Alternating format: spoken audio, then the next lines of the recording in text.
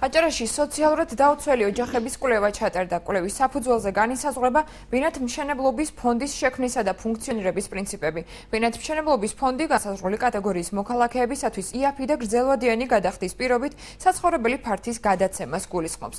კვლევაზე მუშაობისას გამოიკვეთა, რომ ოჯახებს სასოფლო-სამეურნეო მიწის ნაკვეთების დათმობა აჭარის მთავრობის მიერ შეთავაზებული თანხების სანაცვლოდ უჭირთ და შემდეგ გარანტიებს ითხოვენ. ბინებში შესახლებისას მათ დასაქმება, ბინის გამოსყიდვის ვადის გაზრდა 15-დან 20 წლამდე, სოციალურად დაუცველი სტატუსის შენარჩუნება, სასურველი ფართის, ბინისა და საკმარისი საკარმიდამო ნაკვეთის მიღება სურთ. კვლევა შვეიცარიის განვითარებისა და თანამშრომლობის სააგენტომ აჭარის მთავრობის თანადაფინანსებით აწარმოა. აჭარის მთავრობას თავაზობს ასევე შერჩევა მოხდება სწორედ ასე, ვინ არის უფრო მეტად გადახდისუნარიანი, ვინ აკმაყოფილებს აჭარის მთავრობის მიერ წამოყენებულ პირობებს და მაშინ საბოლოო ჯამში ვინ არის უფრო ადეკვატური ბინათმშენებლობის პროგრამის სტანდარტების დაკმაყოფილების თვალსაზრისით.